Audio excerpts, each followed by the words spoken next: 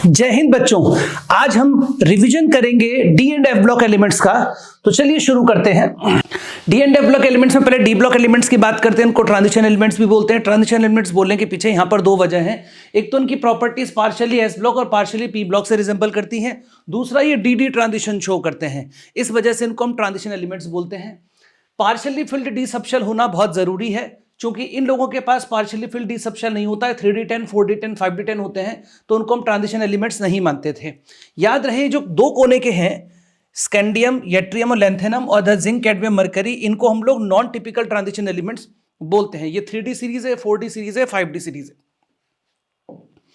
आगे चलेंगे तो जनरल इलेक्ट्रॉनिक कॉन्फ़िगरेशन इनका n-1, डी में 1 से लेकर 10 तक इलेक्ट्रॉन आते हैं। एस में कभी 1 इलेक्ट्रॉन रहते हैं, कभी 2 रहते हैं, कभी 0 हो जाते हैं। टोटल एक्सेप्शनल केसेस यहाँ पर chromium, copper, molybdenum, silver, gold, palladium, platinum और रूडियम का है, वो आपको याद रखना पड़ेगा।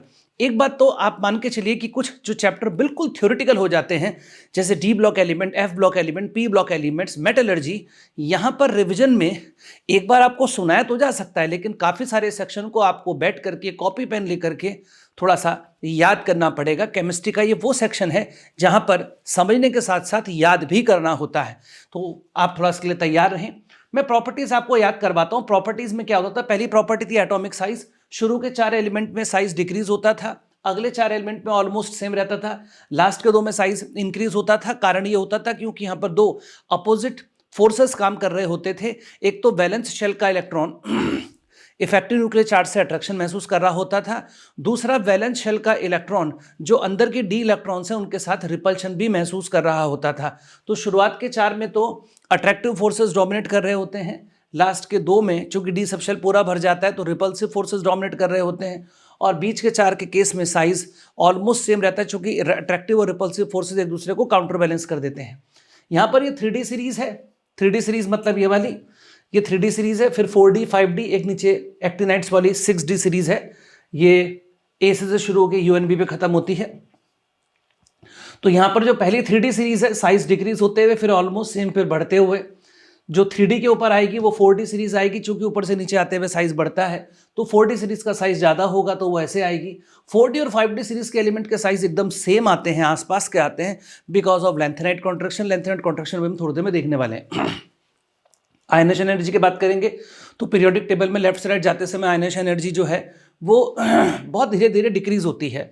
हालांकि यहाँ पर आयनेशन एनर्जी में बहुत सारे कुछ केसेस बनते हैं। कुछ जरूरी केसेस मैंने यहाँ पर लिख दिए हैं जो आपको याद होने चाहिए।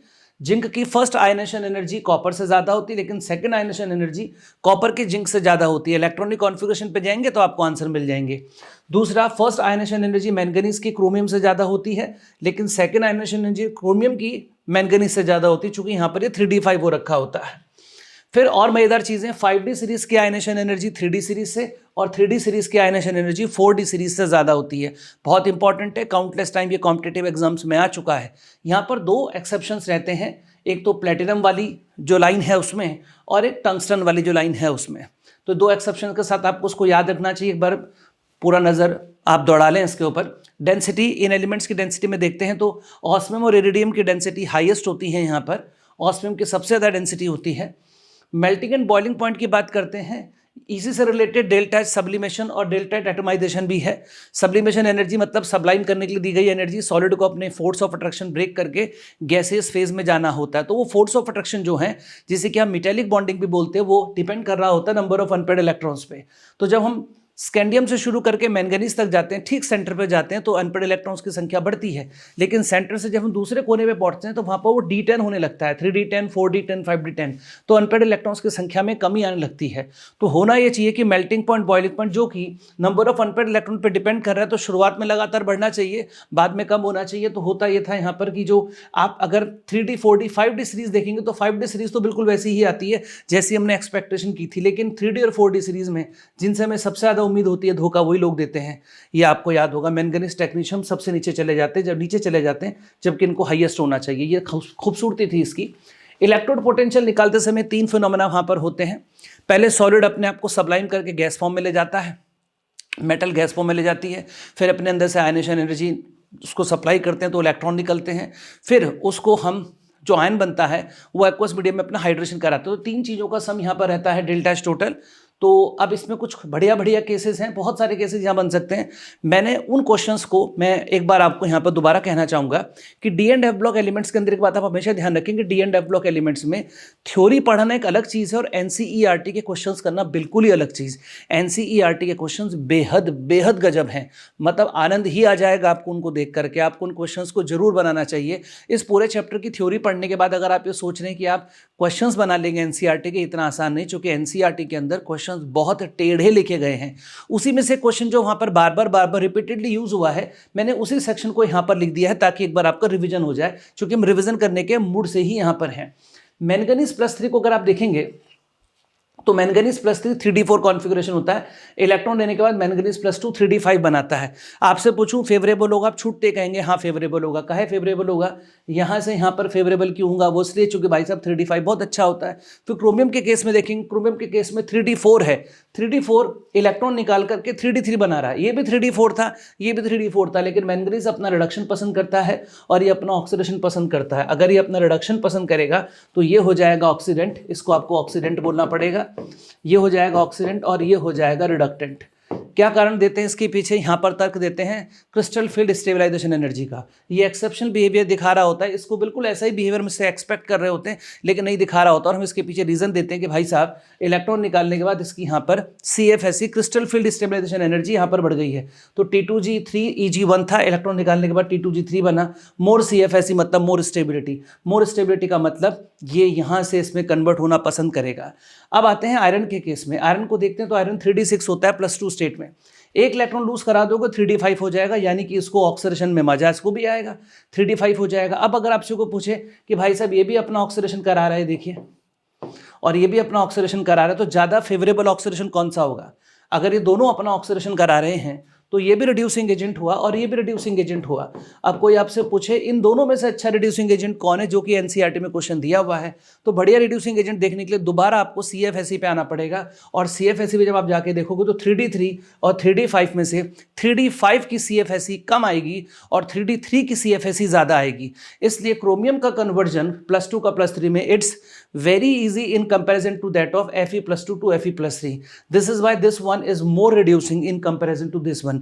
याद रहे अगर ये चीज़ JEE के एग्जाम में, एडवांस के पेपर में, किसी कॉम्पिटिटिव एग्जाम में अगर आई तो इसके सही करने के चांसेस आपके बहुत कम होंगे। इसलिए इस सेक्शन को आप बहुत अच्छे से पढ़ करके जाएंगे।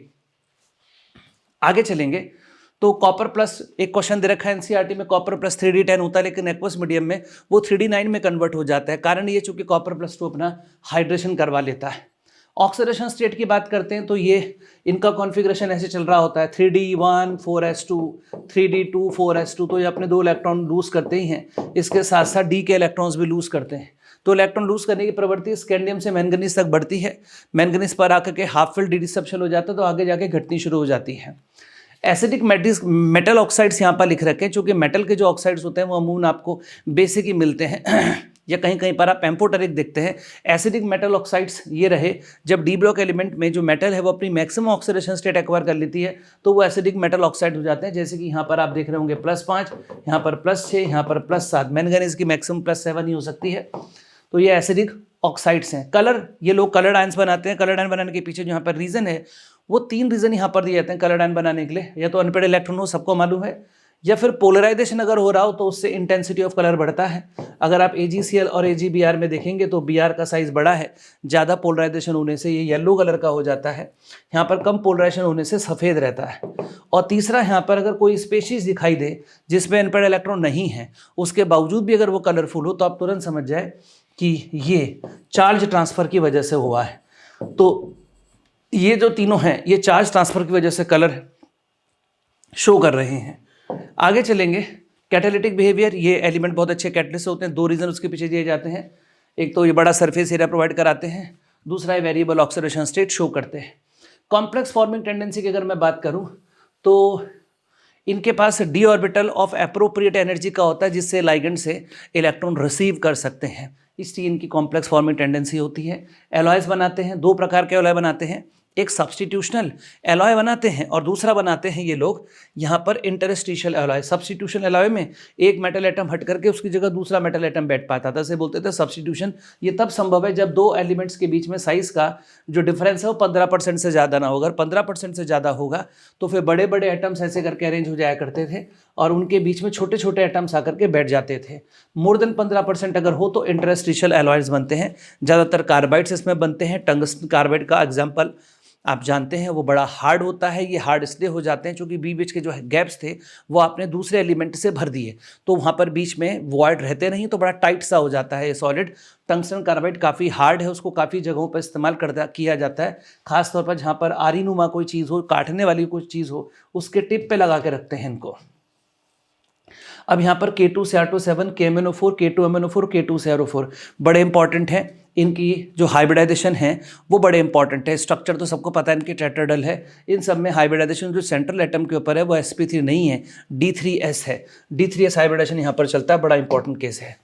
अब K2Cr2 पर आते, देखो यहाँ पे K2Cr2 की प्रॉपर्टीज़ आप ऐसे हवा में नहीं पढ़ सकते हैं। उसके लिए आपको बैठ करके कॉपी पेन लेकर के प्रैक्टिस तो करना ही पड़ेगा। बेहतर होगा कि आप वीडियो को पॉज करके रोक करके अपने जो रिएक्शंस हैं उनको एक बार अच्छे से कंठस्थ जरूर कर लें। यहाँ पर हमारे पास लिमिटेड टाइम है। जो चीज़ 10 या 12 दिन में पढ़ी जानी चाहिए उसको आप हमारे साथ 40 to 45 मिनट्स के अंदर पढ़ने की कोशिश कर रहे हैं। हो सकता है वीडियो 30 मिनट्स में ख़त्म हो जाए, तो 40 to 45 मिनट्स के अंदर आप पढ़ने की कोशिश कर रहे हैं, तो वो चीज़ संभव इतनी जल्दी से नहीं हो पाएगी। तो आपको इन रिएक्शंस को बैठ करके याद तो करना ही पड़ेगा।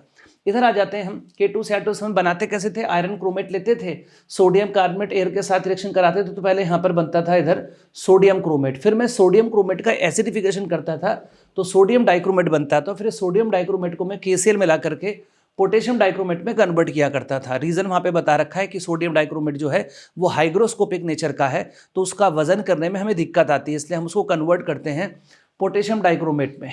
खासियत ये है कि डाइक्रोमेट में अगर बेस डाल देते हैं तो वो क्रोमेट में कन्वर्ट हो जाता है, क्रोमेट में अगर आप एच डाल देते हैं तो वापस डाइक्रोमेट में कन्वर्ट हो जाता है, जैसा कि यहाँ पर किया भी गया है।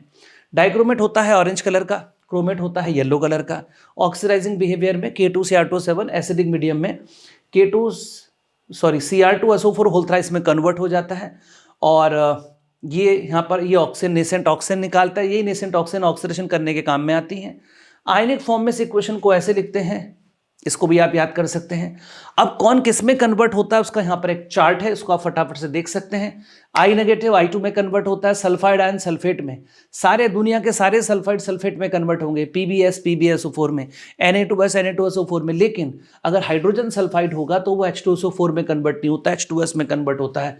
थायोसल्फेट सल्फेट में कन्वर्ट होगा, ऑक्जेलिक एसिड CO2 में कन्वर्ट होगा, नाइट्राइट नाइट्रेट में कन्वर्ट होगा, SO2 सल्फेट में कन्वर्ट होगी। और जो यहाँ पर अगर हम K2Cr2 में अगर एसिडिक मीडियम में H2O2 डाल दें तो CrO5 बनता है, जो कि ब्लू कलर का होता है। कन्फर्मेशन है ये डाइक्रोमेट की।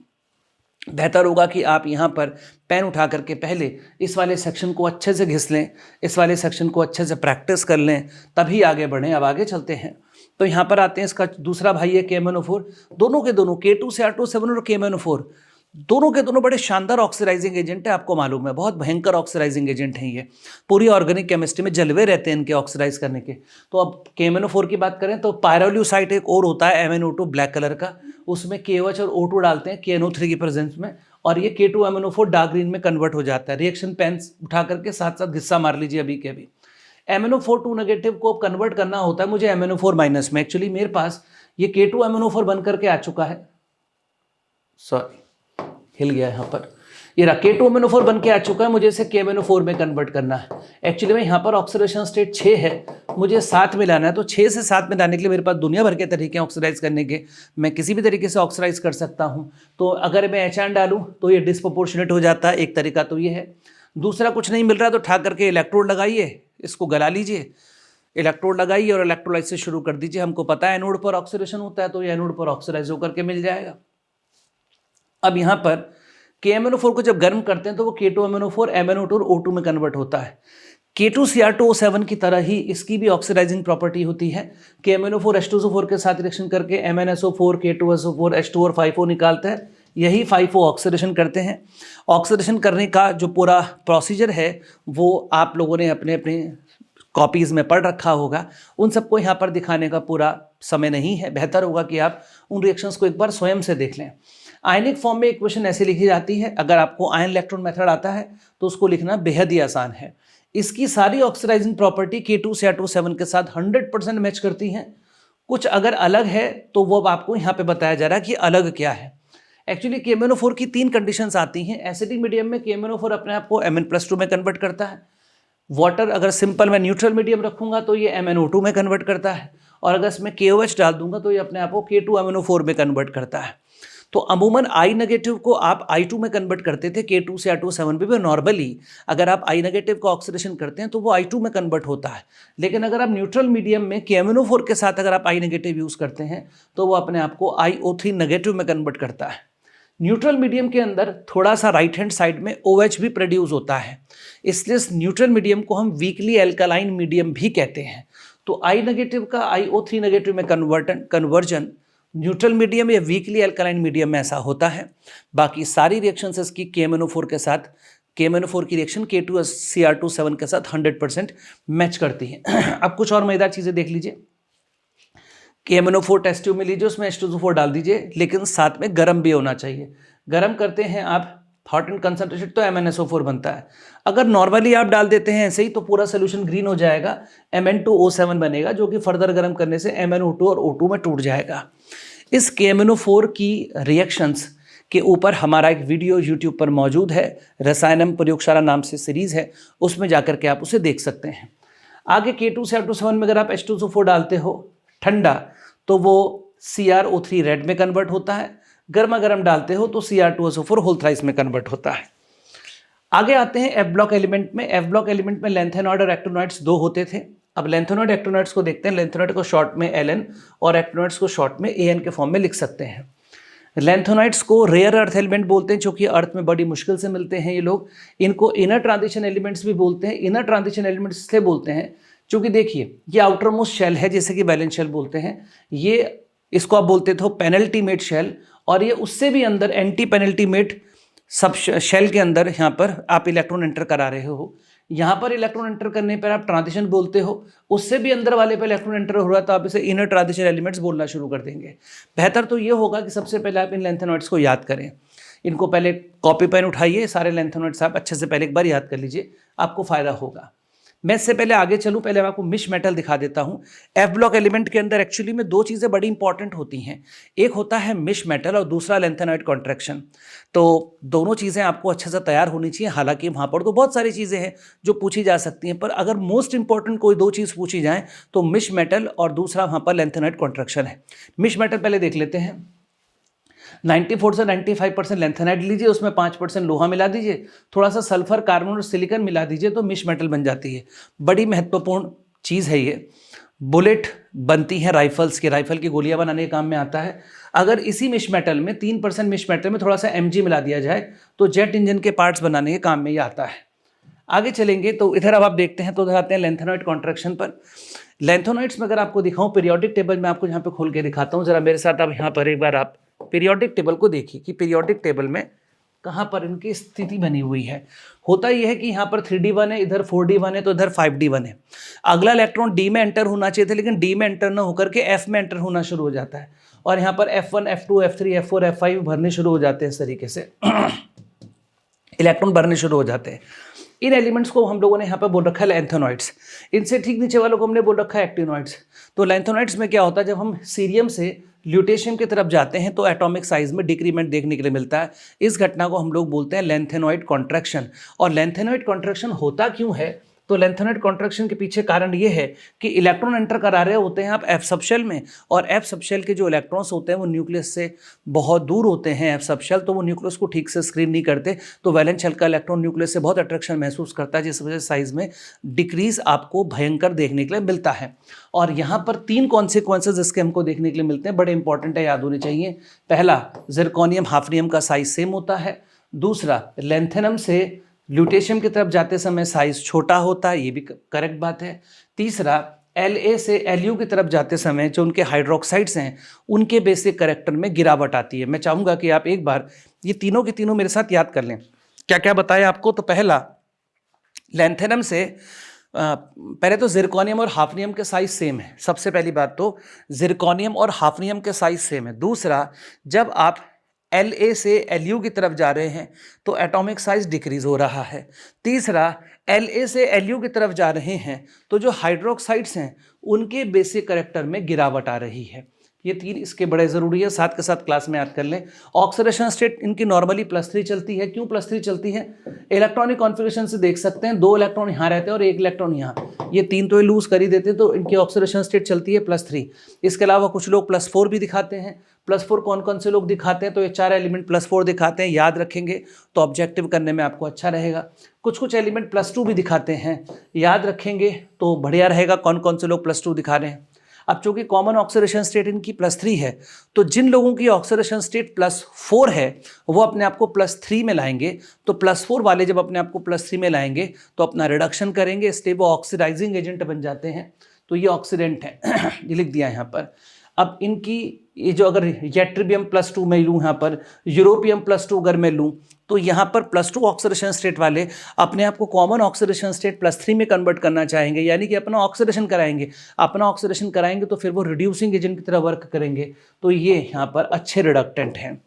मैग्नेटिक मोमेंट की बात करते हैं तो मैग्नेटिक मोमेंट जो होता है म्यू टोटल, वो स्पिनिंग ऑफ इलेक्ट्रॉन और ऑर्बिटल मोशन दोनों की जोड़ने के बाद आता है। तो एफ ब्लॉक एलिमेंट के अंदर कायदे में निकाला इससे जाना चाहिए, लेकिन होता क्या है कि जब हम डी ब्लॉक एलिमेंट पे जाते हैं तो डी ब्लॉक एलिमेंट पे जब हम जाते हैं तो ऑर्बिटल मोशन जो इलेक्ट्रॉन्स का है वो क्वेंच हो जाता है।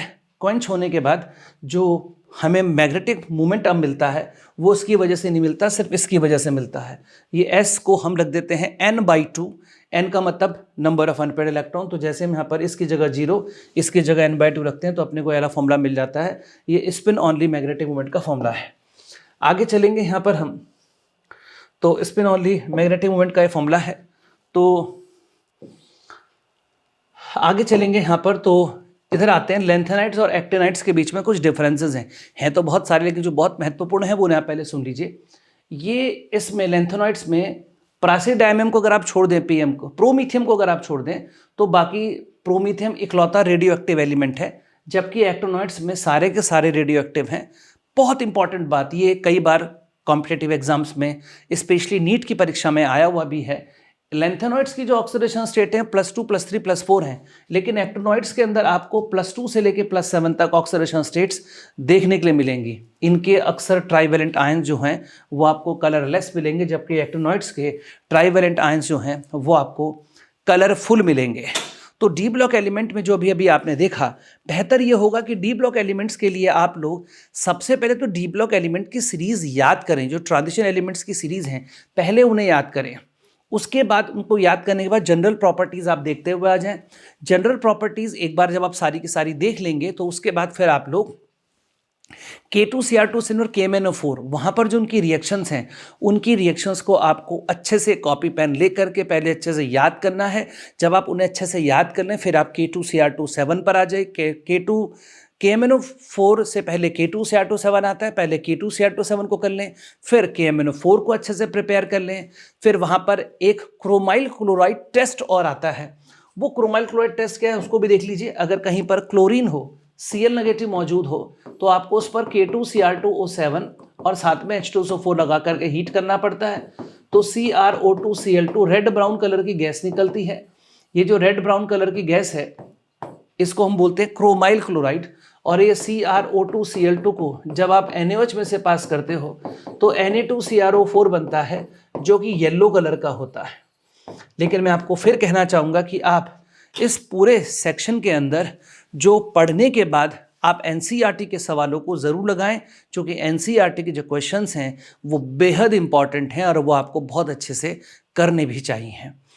कैसा रहा ये वीडियो, आपके लिए कितना हेल्पफुल रहा, आप कमेंट बॉक्स में कमेंट करके हमको ज़रूर बताएं। मिलते हैं आपके साथ नेक्स्ट वीडियो में। नमस्कार।